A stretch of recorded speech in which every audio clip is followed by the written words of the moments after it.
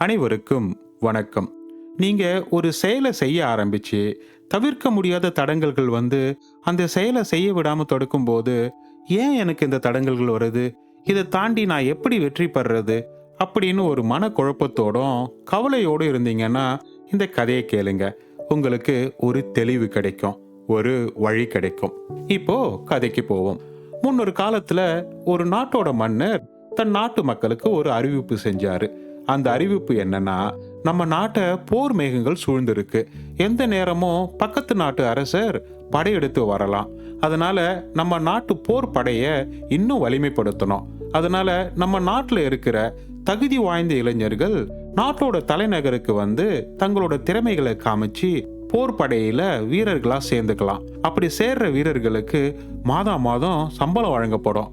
அடுத்த 10 நாட்களுக்கு இந்த தேர்வு முகாம் நடக்கும் அப்படிங்கிறது தான் அந்த அறிவிப்பு. இந்த அறிவிப்பை கேட்ட வேலனுக்கு ஒரே சந்தோஷம். வேலனுக்கு 20 வயசு. அவனோட அப்பா அம்மா விவசாயம் பண்ணிக்கிட்டு இருந்தாங்க. அவங்களோட வாழ்க்கை சராசரியான வாழ்க்கை தான். அவன் இந்த மாதிரி ஒரு வாய்ப்பை எதிர்பார்த்து தான் ரொம்ப நாளா காத்துக்கிட்டு இருந்தான். அவன் மிகச்சிறந்த உடல் வலிமை கொண்டவன். வில்வித்தை, குதிரை ஏற்றம் இப்படி எல்லாத்தையும் கத்துக்கிட்டவன் இந்த நாட்டோட போர்ப்படை வீரனா வர்றது தான் அவனோட வாழ்க்கையோட லட்சியம். அப்படி அரசாங்கத்துல வேலைக்கு சேர்ந்து அதன் மூலமா வருமானம் ஈட்டி தன்னோட குடும்பத்தை ஒரு நல்ல நிலைமைக்கு கொண்டு வரணும் அப்படிங்கிறது அவனோட கனவு. அதுக்கேற்ற மாதிரி இந்த அறிவிப்பு வந்த உடனே அவனுக்கு ரொம்ப சந்தோஷம் ஆயிடுச்சு. ஓடி போய் அவனோட அப்பா அம்மா கிட்ட இந்த விஷயத்தை சொல்லி நாட்டோட தலைநகரத்துக்கு போறதுக்கு அனுமதி கேட்டான். வேலனோட பெத்தவங்களும் ரொம்ப சந்தோஷமா அவனை வாழ்த்தி வழி அனுப்பி வச்சாங்க. இப்போ வேலன் அவனுக்கு தேவையான உடைகள், கொஞ்சம் உணவு எல்லாம் எடுத்துக்கிட்டு தன்னோட பயணத்தை ஆரம்பிச்சான். வேலனோட கிராமத்திலிருந்து நாட்டோட தலைநகரை அடையிறதுக்கு 10 நாள் ஆகும்.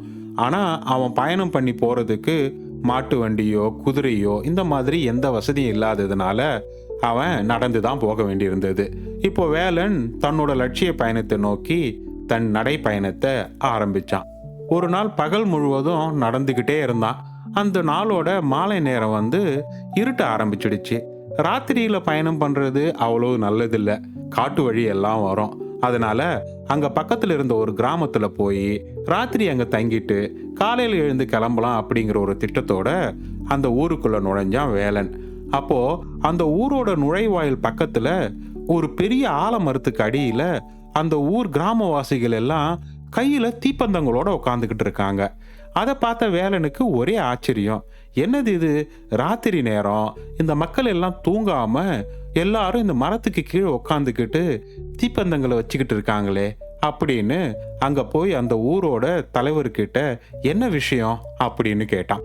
அதை கேட்ட ஊர் தலைவர், அது இருக்கட்டும், முதல்ல நீ யாரு, எங்க இருந்து வர்ற, இங்க எதுக்கு வந்த, அதுக்கு பதில் சொல்லு அப்படின்னு கொஞ்சம் கண்டிப்பா கேட்டாரு. அதுக்கு வேலன், ஐயா, நான் நம்ம மன்னரோட அறிவிப்பை கேட்டு இந்த நாட்டோட போர் படையில சேர்றதுக்காக நாட்டோட தலைநகரத்துக்கு போய்கிட்டு இருக்கேன். ராத்திரி நேரம் ஆயிடுச்சு அப்படிங்கிறதுனால உங்க ஊர்ல தங்கிட்டு காலையில எழுந்து கிளம்பலான்னு வந்தேன். இன்னைக்கு ஒரு ராத்திரி மட்டும் உங்க ஊர்ல தங்கிக்கலாமா அப்படின்னு அனுமதி கேட்டான். அதுக்கு ஊர் தலைவர், ஓ அப்படியா, நல்ல விஷயமா தான் போற, சரி உன்னை நம்புறேன், நீங்க தங்கிக்கலாம் அப்படின்னு சொல்லிட்டு, இங்க பாருப்பா, எங்க ஊர்ல கடைசி 4-5 நாளா தொடர்ந்து திருட்டு நடந்துகிட்டே இருக்கு. யாரோ ராத்திரி நேரத்துல வந்து ஊர்ல இருக்கிற ஆடு மாடு தானியங்கள் இப்படி எல்லாத்தையும் திருடிட்டு போயிட்டாங்க. அதனாலதான் நாங்க எல்லாரும் இன்னைக்கு ராத்திரி இந்த ஊர் நுழைவாயில் இருக்கிற இந்த ஆலமரத்துக்கு அடியில உட்காந்து காவல் காக்க போறோம். இந்த ஆலமரத்தை தாண்டி தான் ஊருக்குள்ள போக முடியும். இதுதான் ஊருக்கு போற ஒரே வழி அப்படின்னு சொல்லி முடிச்சவர், நீ புதுசா இங்க வந்ததுனால உன் மேல சந்தேகப்பட்டு தான் நீ யாரு, எங்க இருந்து வர அப்படின்னு கேள்வி கேட்டேன் அப்படின்னு சொன்னாரு ஊர் தலைவர். அதை கேட்ட வேலன், ஓ அப்படியா ஐயா, நானும் உங்க கூட உட்காந்து இங்க காவல் இருக்கேன் அப்படின்னு சொன்னவனுக்கு ஊர்ல இருந்த ஒருத்தர் சாப்பாடு எடுத்துட்டு வந்து கொடுத்தாரு. அவன் சாப்பிட்டுக்கிட்டு இருக்கும் போதே வேலன் வயது மிக்க ஒரு இளைஞன் முகத்துல ரத்த காயங்களோட அந்த ஊருக்குள்ள நுழைஞ்சி தள்ளாடி தள்ளாடி வந்தான். இதை பார்த்த உடனே ஊர் தலைவரும் மக்களும், யாருப்பா நீ, என்னாச்சு, உனக்கு எந்த ஊரு, இங்க எதுக்கு வந்திருக்க அப்படின்னு கேள்வி கேட்டாங்க. வேலனு கிட்ட போய் பார்த்தான். அப்பதான் அந்த இளைஞன் சொன்னான், ஐயா, நான் இந்த நாட்டோட போர் படையில சேர்றதுக்காக போய்கிட்டு இருந்தேன். அப்படி போகும்போது உங்க ஊர்கிட்ட ஒரு 4-5 திருடங்க இருந்தாங்க. அவங்க என்னை தாக்கி என்கிட்ட இருந்த பொருள்கள் எல்லாம் பறிச்சுக்கிட்டாங்க. அதே நேரத்துல அந்த பக்கமா இன்னொரு மாட்டு வண்டி வந்தது. அந்த மாட்டு வண்டி முழுவதும் நிறைய தானியங்களா இருந்தது. அதனால அந்த திருடங்க என்னை விட்டுட்டு அந்த மாட்டு வண்டியை துரத்திக்கிட்டு அவங்க பின்னாடியே போயிட்டாங்க. உங்க ஊரை தாண்டி போயிட்டாங்க. ஆனா என்னால அதுக்கு மேல நடக்க முடியல. இங்க வந்து ராத்திரி தங்கிட்டு காலையில எழுந்து போலான்னு வந்தேன் அப்படின்னு ஒரு வேதனையில சொன்னான். அதை கேட்ட ஊர் தலைவருக்கு, இங்க பாருப்பா, எனக்கு உன்னை பார்த்தா சந்தேகமா இருக்கு. இப்பதான் ஒருத்தன் இந்த ஊருக்குள்ள வந்திருக்கான். நீ அடிபட்டு வந்திருக்கேன்னு சொல்ற. உன்னை எங்களால நம்ப முடியல. எங்க ஊர்ல ஏற்கனவே நிறைய திருடு நடந்துகிட்டு இருக்கு. அதனால உன்னை பார்த்தாவும் எங்களுக்கு சந்தேகமா இருக்கு அப்படின்னு சொன்னாரு அந்த ஊர் தலைவர். இதை கேட்ட வேலனுக்கு அந்த இளைஞன் மேல கொஞ்சம் பரிதாபமா இருந்தது. ஆனா ஒரு விதத்துல அவனுக்கு சந்தோஷம் கூட. ஏன்னா அந்த இளைஞனும் தன்னை மாதிரியே நாட்டோட தலைநகரத்துக்கு தான் போய்கிட்டு இருக்கான். போர் வீரனா சேர போறான். நமக்கும் துணையா இருக்கும் அப்படின்னு நினைச்சவன் அந்த ஊர் தலைவர்கிட்டையும் மக்கள் கிட்டையும், ஐயா, இவனை பார்த்தா நல்லவனா தெரியுது, அதுவும் இல்லாம அடிபட்டு ரத்த காயங்களோட இருக்கான், எனக்கு என்னவோ இவனை நம்பலான்னு தோணுது அப்படின்னு சொன்னான். அவங்களும் அதை ஒத்துக்கிட்டு அவனுக்கு மருந்து போட்டு சாப்பாடு எல்லாம் கொடுத்தாங்க. அந்த அடிபட்ட இளைஞனும் அந்த மரத்துக்கடியிலேயே உக்காந்துக்கிட்டு இருந்தான். கொஞ்ச நேரம் கழிச்சு ஊர் தலைவர் அந்த இளைஞன் கிட்ட, ஏன்பா, அந்த திருடுங்க எல்லாம் ஏதோ மாட்டு வண்டியை துரத்திக்கிட்டு பின்னாடி போயிட்டாங்கன்னு சொன்னியே, கண்டிப்பா தெரியுமா? அவங்க எங்க ஊரை தாண்டி தான் போயிட்டாங்களா அப்படின்னு கேட்டாரு. உடனே அந்த இளைஞன், ஆமா ஐயா, நான் உண்மையை தான் சொல்றேன். அவங்க என்னை தாக்கிக்கிட்டு இருக்கும்போதே தானியங்களை ஏத்திக்கிட்டு வந்த அந்த வண்டியை பார்த்த உடனே என்னை விட்டுட்டு அந்த வண்டியை துரத்திக்கிட்டு போக ஆரம்பிச்சிட்டாங்க. அந்த மாட்டு வண்டியில் இருக்கிற தானியங்களை எல்லாம் திருடிட்டு போறதோ அவங்களோட திட்டமா இருக்கும்னு நினைக்கிறேன். அவங்க இந்த ஊரை தாண்டி ரொம்ப தூரம் போயிட்டாங்க ஐயா அப்படின்னு சொன்னா அந்த இளைஞன். இதை கேட்ட ஊர் தலைவர் ஒரு நிம்மதி பெருமூச்சு விட்டாரு.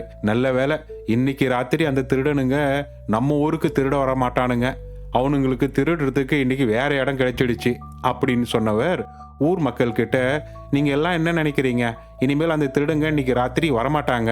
அதனால நாம எல்லாரும் போய் வீட்டில் நிம்மதியா தூங்குவோம். காலையில எழுந்து நாளைக்கு என்ன நடக்கணும் அப்படிங்கறத பத்தி ஆலோசனை பண்ணுவோம் அப்படின்னு சொன்னாரு ஊர் தலைவர். ஊர் மக்களும் அதுக்கு ஒத்துக்கிட்டாங்க.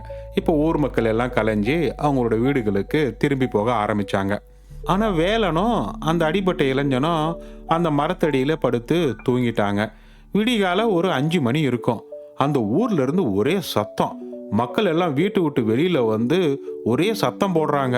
எங்க வீட்டுல நிறைய பொருட்கள் திருடி போயிடுச்சு அப்படின்னு கொஞ்சம் பேர் கத்துறாங்க. கொஞ்சம் பேரு, எங்க வீட்டுல இருந்து ஆடு மாடுகள் எல்லாத்தையும் திருடிட்டு போயிட்டாங்க, தானியங்கள் எல்லாம் திருடிட்டு போயிட்டாங்க, வண்டி மாடு எல்லாம் திருடி போயிடுச்சு அப்படின்னு எல்லாரும் கத்துறாங்க. சத்தத்தை கேட்ட வேலை தூக்கத்துல எழுந்து போய், என்ன ஆச்சு, என்ன விஷயம் அப்படின்னு கேட்டான். அதுக்கு ஊர் மக்கள் எல்லாம் நடந்ததெல்லாம் சொன்னாங்க.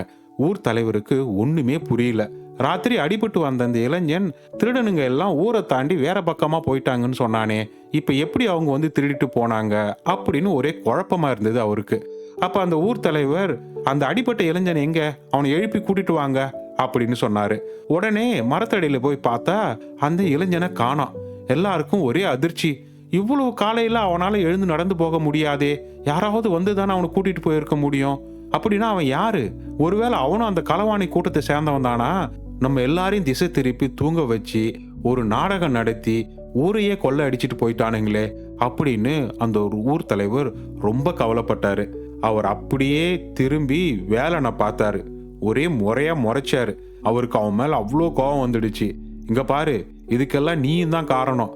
நீ தான் அவனுக்கு அடிபட்டு இருக்கு, அவன் போர் வீரன் அப்படி இப்படின்னு சொல்லி அவனை ஆதரிச்சு பேசின.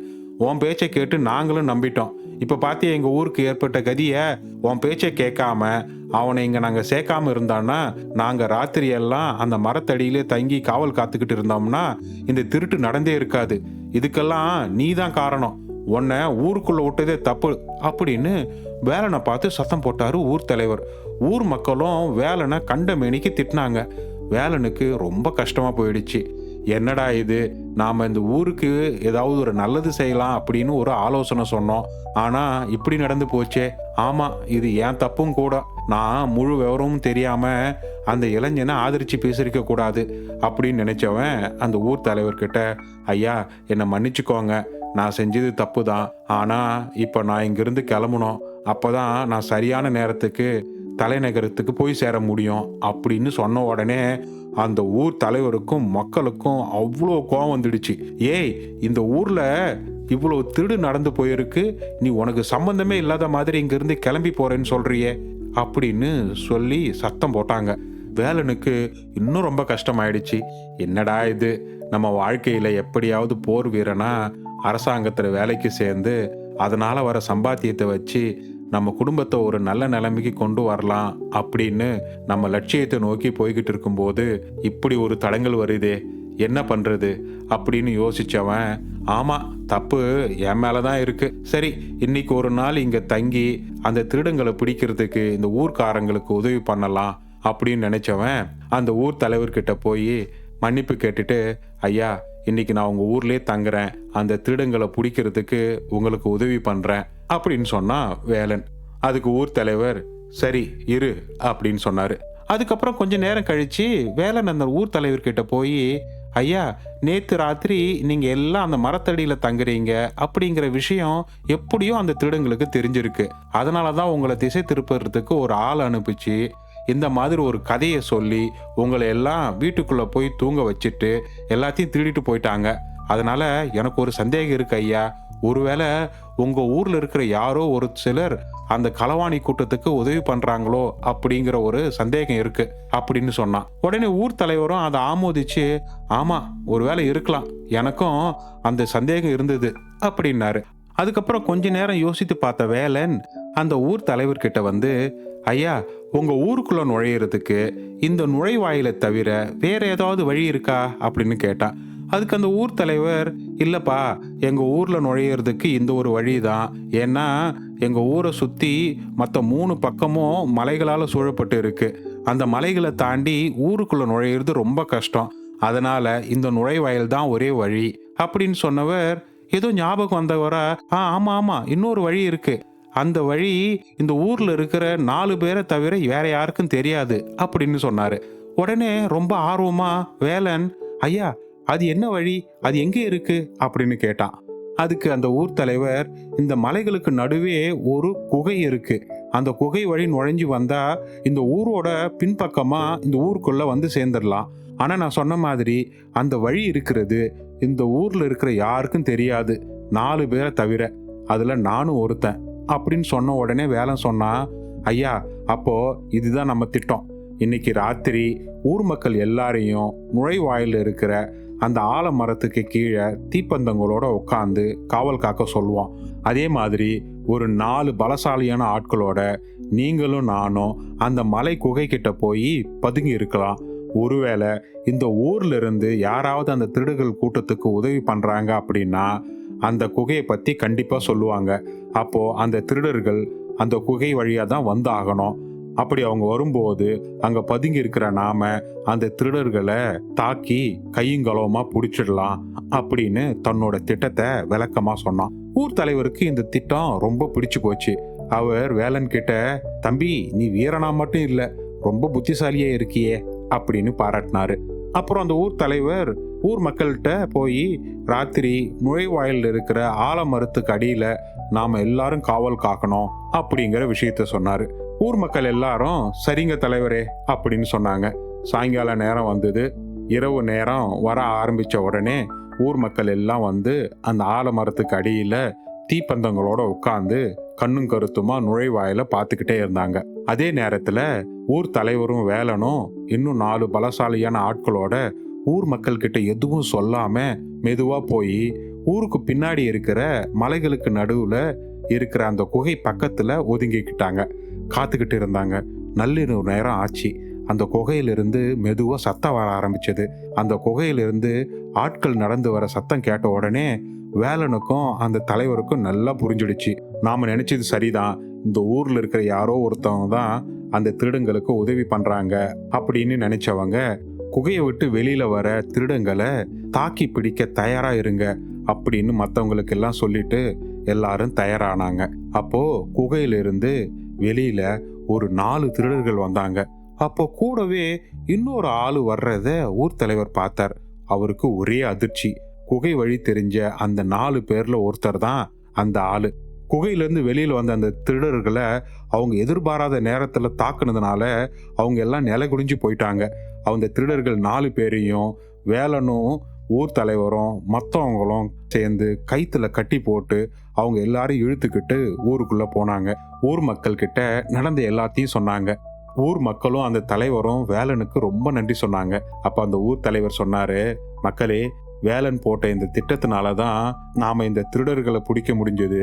அதே மாதிரி நமக்குள்ளேயே இருந்த ஒரு துரோகியும் கண்டுபிடிக்க முடிஞ்சது அப்படின்னு சொன்னாங்க. அப்புறம் வேலன் அந்த ஊர் மக்களுக்கும் தலைவருக்கும் நன்றி சொல்லிட்டு அன்னைக்கு ராத்திரி அந்த ஊர்லயே தங்கிட்டு மறுநாள் விடிய காலையில எழுந்து தன்னோட பயணத்தை தொடர ஆரம்பிச்சான். இப்படி பயணத்தை தொடர்ந்தாலும் வேலனோட மனசுக்குள்ளார ஒரு வருத்தம். தன்னோட லட்சியத்தை நோக்கிய பயணத்துல இப்படி ஒரு தடங்கள் வந்துடுச்சு.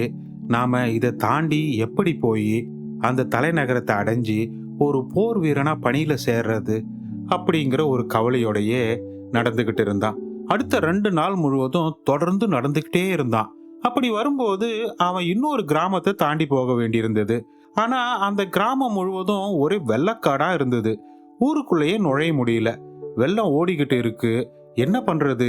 இப்படி தடங்கள் மேல தடங்களா வந்துகிட்டே இருக்கே அப்படின்னு வேலன் யோசிச்சுக்கிட்டு இருக்கும்போதே அங்க ஒரு 4-5 பேர் வந்தாங்க. அவன் கிட்ட, யாருப்பா நீ, இங்க என்ன பண்ற? தூரமா போ, வெள்ளத்துல அடிச்சுட்டு போயிட போற அப்படின்னு சொன்னாங்க. வேலன் தன்னை பத்தின எல்லா விஷயங்களையும் சொல்லிட்டு, நான் அவசரமா தலைநகரத்துக்கு போனோம். ஏற்கனவே ஒரு தடங்கள் வந்து 2 நாள் தாமதம் ஆயிடுச்சு. வேற வழி இல்லைங்களா அப்படின்னு பரிதாபமா கேட்டான். அதுக்கு அவங்க, இல்லப்பா, வேற வழி இல்ல, வெள்ளம் நின்னாதான் ஊரை தாண்டி போக முடியும் அப்படின்னு சொன்னாங்க. அப்புறம் அவங்கிட்ட, நீ வந்து பக்கத்துல இருக்கிற காட்டு பகுதியில தங்கி இருக்கிற எங்க மக்கள் கூட தங்கிட்டு அப்புறம் வெள்ளம் வடிஞ்ச உடனே இங்கிருந்து கிளம்பு அப்படின்னு சொன்னாங்க. இதை கேட்ட வேலனுக்கு இன்னும் ரொம்ப கஷ்டமாயிடுச்சு. என்னடா இது, தடங்கள் மேல தடங்களா வந்துகிட்டே இருக்கு. நான் இதை தாண்டி எப்படி தலைநகரத்துக்கு போய் போர் வீரனா மாற போறனோ தெரியலையே. என்னோட வாழ்க்கையோட லட்சியம் எல்லாம் வீணா போயிடும் போல இருக்கே அப்படின்னு ரொம்ப கவலைப்பட்டான். இருந்தாலும் அவனுக்கு வேற வழி இல்லை. அதனால அந்த கிராமத்து மக்கள் தங்கி இருக்கிற அந்த காட்டு பகுதிக்கு போனான். அங்க போனவன் சும்மா இல்லை, அங்க இருந்த மக்களுக்கெல்லாம் உதவி பண்ணான். காட்டுக்குள்ள போய் வேட்டையாடி உணவு கொண்டு வந்தான். காய்கனிகளை கொண்டு வந்து மக்களுக்கு கொடுத்தான். 2 நாள் இப்படியே போச்சு. வெள்ளமும் வடிஞ்சது. வேலன் அந்த ஊர் மக்களுக்கு நன்றி சொல்லிட்டு அந்த ஊரை தாண்டி வேகமா இப்போ நடக்க ஆரம்பிச்சிட்டான். ஏற்கனவே 4 நாள் தாமதம் ஆயிடுச்சு. எப்படி தலைநகரத்தை போய் அடைய போறனோ தெரியலையே. இன்னும் 4 நாளைக்குள்ளார போலன்னா போர் வீரர்களை எல்லாம் எடுத்து முடிச்சிருப்பாங்களே, தனக்கு வாய்ப்பு கிடைக்காதே அப்படிங்கிற ஒரு வருத்தம் அவனை வாட்டிக்கிட்டே இருந்தது. இருந்தாலும் அவன் தன்னம்பிக்கையை கைவிட்டுற கூடாது. என்ன ஆனாலும் சரி, தலைநகரம் போய் பார்த்துட வேண்டியதுதான் அப்படிங்கிற உறுதியோட வேகமா நடந்து போய்கிட்டே இருந்தான். எங்கேயும் ஓய்வு எடுக்காம ராத்திரியும் பகலும் நடந்து போனவன் ஒரு வழியா தலைநகரத்தோட எல்லையை வந்து சேர்ந்தான். ஆனா அதுக்குள்ளார மன்னர் சொன்ன அந்த 10 நாள் கெடு முடிஞ்சு போயிடுச்சு. என்னடா வாழ்க்கை இது, தான் குறிக்கோளை அடையிறதுக்கு ஒரு வாய்ப்பு வந்தது. ஆனா எவ்வளவு தடைகள், தடங்கள் மேல தடங்கள் வந்து லட்சியத்தை அடைய முடியாம பண்ணிடுச்சே அப்படின்னு கவலைப்பட்டவனுக்கு ஒரே சோர்வா இருந்தது. ஒரு 10 நிமிஷம் அந்த மரத்துக்கடியில உட்காந்து ஓய்வு எடுத்துட்டு அரண்மனைக்கு போய் யார்கிட்டயாவது கேட்டு பார்ப்போம் அப்படின்னு நினைச்சவன் அந்த மரத்தடியில போய் உட்காந்தான். அப்போ அந்த மரத்துக்கு பின்னாடி ஒரு பெரிய புதர்ல யாரோ பேசுற சத்தம் கேட்டது. கூர்ந்து கவனிச்ச வேலனுக்கு 2 பேர் பேசிக்கிட்டு இருக்கிறது புரிஞ்சுது. 2 பேரும் பேசுற விஷயம் அரசாங்கம் சம்பந்தப்பட்டதா இருக்கிற மாதிரி இருந்தது வேலனுக்கு. இன்னும் கூர்ந்து கவனிச்சான். 2 பேர்ல ஒருத்தன் சொன்னா, இங்க பாரு, நம்ம திட்டப்படியே இந்த அரண்மனையில வேலை செய்யற சமையல்காரனா நான் இன்னைக்கு பார்த்து பேசிட்டேன். அந்த சமையல்காரன் நம்மோட திட்டத்துக்கு ஒத்துக்கிட்டான். இன்னைக்கு அவன் மன்னருக்கு சமைக்கிற சாப்பாட்டுல விஷத்தை கலந்துடுவான். அரசருக்கு உணவு பரிமாறுற வேலை ஆட்கள் கிட்டையும் சமையல்காரன் பேசி நம்ம திட்டத்துக்கு ஒத்துக்க வச்சுட்டான். இந்த நாட்டு அரசர் இன்னைக்கு சாப்பிடுற இரவு உணவு தான் கடைசி உணவு. நாளைக்கு காலையில இந்த நாட்டுக்கு அரசரே இருக்க மாட்டார். திட்டமிட்டபடி 2 நாள்ல நம் நாட்டோட மன்னர் படையெடுத்து வந்து இந்த நாட்டை கைப்பற்றிடுவாரு. எல்லாம் நம்ம திட்டப்படி தான் நடக்குது. வெற்றி நமக்கே அப்படின்னு கொக்கரிச்சாங்க. இதை கேட்ட வேலனுக்கு உடம்பு நடுங்க ஆரம்பிச்சிடுச்சு. அந்த 2 பேரும் பேசின பேச்சையெல்லாம் கேட்ட வேலனுக்கு அவங்க 2 பேரும் பக்கத்து நாட்டு ஒற்றர்கள் அப்படிங்கிறது புரிஞ்சிடுச்சு. இப்படி ஒரு கொடுமையான சதி திட்டத்தை முறியடிச்சே ஆகணும் அப்படின்னு முடிவு பண்ணவன் அந்த ஒற்றர்கள் எதிர்பார்க்காத தருணத்துல புதருக்குள்ள பாய்ஞ்சி அவங்க 2 பேரையும் தாக்க ஆரம்பிச்சான். இப்படி ஒரு திடீர் தாக்குதல அவங்க எதிர்பார்க்காததுனால நிலை குலைஞ்சு போனாங்க. இருந்தாலும் வேலன் ஒருத்தனால 2 பேரையும் தாக்கி வீழ்த்துறது சிரமமா தான் இருந்தது. ஆனா தன் நாட்டோட மன்னனை காப்பாற்றணும் அப்படிங்கிற எண்ணமும் எல்லா தாக்குதல் உத்திகளையும் கத்துக்கிட்ட வீரன் அப்படிங்கிற தைரியமும் அவனுக்கு உத்வேகத்தை கொடுத்துச்சு. அதனால கடுமையா சண்டையிட்டு ஒரு வழியா 2 பேரையும் தாக்கி வீழ்த்தினான். அப்புறம் 2 பேரையும் கட்டி இழுத்துக்கிட்டு அரண்மனை வந்து காவலாளி கிட்ட எல்லா விஷயத்தையும் சொன்னான் வேலன். காவலாளி வேலனை ரொம்ப பாராட்டினாங்க. நல்ல வேலை பண்ணப்பா, இரு மன்னருக்கு இந்த செய்தியை சொல்லி அனுப்புறோம் அப்படின்னு சொன்ன உடனே கொஞ்ச நேரம் கழிச்சு அவனுக்கு அரண்மனைக்குள்ள வருமாறு ஒரு உத்தரவு வந்தது. அந்த 2 ஒற்றன்களோட வேலன் அரசவைக்குள்ளார போனான். அரசவைக்கு வந்த வேலன் மன்னருக்கு வணக்கம் சொன்னான். மன்னர் அவன்கிட்ட, நீ யாருப்பா, என்ன நடந்தது, எல்லாத்தையும் விளக்கமா சொல்லு அப்படின்னு கேட்டாரு. அதுக்கு வேலன் தான் வந்து ஒரு கிராமத்தை சேர்ந்தவன், தங்களோட அறிவிப்பை கேட்டு இந்த நாட்டோட படையில சேர்றதுக்காக ஊர்ல இருந்து பயணம் பண்ணி தலைநகருக்கு வந்தேன் அப்படின்னு சொன்னவன் வர வழியில நடந்த எல்லா நிகழ்ச்சிகளையும் சொன்னான். அங்க ஏற்பட்ட தடங்கள்னால தான் இங்க நடந்த வீரர்கள் தேர்ந்தெடுக்கிற முகாமில் தன்னால பங்கெடுக்க முடியல அப்படின்னு வருத்தத்தோட சொன்னவன் அதுக்கப்புறம் அந்த 2 ஒற்றர்கள் பத்தியும் அவங்க போட்ட சதித்திட்டங்களை பத்தியும் அவங்கள தான் எப்படி தாக்கி கையுங்களவுமா பிடிச்சேன் அப்படிங்கிறத பத்தியும் விளக்கமா சொன்னான் வேலன். அதை கேட்ட மன்னருக்கு ரொம்ப சந்தோஷம் ஆயிடுச்சு. பலே பலே, நீ சரியான வீரனா இருப்ப போல இருக்கே. உன்னோட சாகசங்களை எல்லாம் கேட்டா நீ மிகச்சிறந்த வீரன் மட்டும் இல்ல, ஒரு மிகச்சிறந்த புத்திசாலியும் கூட. நீ என்னோட உயிரை மட்டும் காப்பாத்தல, இந்த நாட்டையும் காப்பாத்தி இருக்க. உன்னோட மதி நுட்பத்தை நினைச்சா எனக்கு ரொம்ப பெருமையா இருக்கு. அதனால உனக்கு நான் வந்து ஒரு மிகப்பெரிய பரிசு கொடுக்க போறேன். அந்த பரிசு என்னன்னா, நான் உன்னை இந்த நாட்டோட போர்ப்படை தளபதியா நியமிக்க போறேன். நம்மோட தளபதிக்கு ஏற்கனவே வயசாகிக்கிட்டு இருக்கு. உன்ன மாதிரி ஒரு இளைஞன் தான் போர்ப்படை தளபதியா இருக்கணும் அப்படின்னு சொன்னவரு, இங்க பாருப்பா, நீ உனக்கு ஏற்பட்ட தடங்கல்களை எல்லாம் நினைச்சு ரொம்ப வருத்தப்பட்ட. ஆனா இங்க நடந்ததெல்லாம் ஒரு முறை நினைச்சு பாரு. உனக்கு ஏற்பட்ட தடங்கள்னால தான் இந்த நாட்டோட ராஜாவான என்னோட உயிரை நீ காப்பாத்தின. உனக்கு ஏற்பட்ட தடங்கள்னால தான் ஒரு ஊரையே திருடிக்கிட்டு இருந்த திருடர்களை நீ கண்டுபிடிச்ச. உனக்கு ஏற்பட்ட தடங்கள்னால தான் ஒரு ஊர்ல வெள்ளத்தால பாதிக்கப்பட்ட மக்களுக்கு நீ உதவி செய்ய முடிஞ்சது. இதுக்கெல்லாம் மேல உனக்கு ஏற்பட்ட தடங்கல்கள் தான் உன்னோட லட்சியமான போர் வீரனா ஆகிறது மட்டும் இல்லாம இந்த நாட்டோட தளபதியை ஆக்கியிருக்கு. அதனால உன்னை மட்டும் நல்லா ஞாபகத்துல வச்சுக்கோ. உங்ககிட்ட திறமை இருக்கும்போது, நல்ல குணங்கள் இருக்கும்போது, நல்ல மனசு இருக்கும்போது உனக்கு ஏற்படுற தடங்கல்கள் எல்லாம் உன்னோட நல்லதுக்காகத்தான். தடங்கல்கள் வருது அப்படிங்கிறதுக்காக உன்னோட முயற்சிகளை ஒருபோதும் கைவிடாத. தடங்கல்கள் வர்றது உன்னை ஒரு மிகப்பெரிய இடத்துக்கு கொண்டு போறதுக்கு தான். அதனால அப்பப்போ வர்ற சின்ன சின்ன தடங்கல்களை நினைச்சு ஒருபோதும் நாம வருத்தப்படக்கூடாது அப்படின்னு அவனுக்கு அறிவுரையும் சொல்லி அவனை அந்த நாட்டோட தளபதியா நியமித்தார் அந்த மன்னர். வேலனுக்கு சந்தோஷம் தாங்க முடியல. தடங்கல்கள் எல்லாம் வாழ்க்கையோட முன்னேற்றத்துக்கு தான் அப்படிங்கிறத நல்லா புரிஞ்சுக்கிட்டான். மன்னருக்கு நன்றி சொல்லி வணங்கினான் வேலன். நண்பர்களே, இந்த கதை உங்களுக்கு ஏற்படுற தடங்கல்கள் எல்லாம் உங்களோட முன்னேற்றத்துக்காகத்தான், நீங்களே நினைக்காத உயரத்துக்கு உங்களை கொண்டு செல்வதற்கு தான் அப்படிங்கிற ஒரு தெளிவை கொடுத்துருக்கோம் அப்படின்னு நான் நம்புறேன். அப்படி ஒரு தெளிவை கொடுத்திருந்தா, புரிதலை கொடுத்திருந்தா இந்த வீடியோவை லைக் பண்ணுங்க, உங்க ஃப்ரெண்ட்ஸ் அண்ட் ஃபேமிலிக்கு ஷேர் பண்ணுங்க. இன்னும் நம்ம சேனலை சப்ஸ்கிரைப் பண்ணாம இந்த வீடியோவை பார்த்துக்கிட்டு இருக்கீங்கன்னா ப்ளீஸ் சப்ஸ்கிரைப். உங்க வாழ்க்கையில நீங்க நினைச்ச காரியங்கள் வெற்றி பெற என்னுடைய மனமார்ந்த வாழ்த்துகள். மற்றும் ஒரு பயனுள்ள வீடியோவுடன் உங்களை விரைவில் சந்திக்கிறேன். நன்றி நண்பர்களே.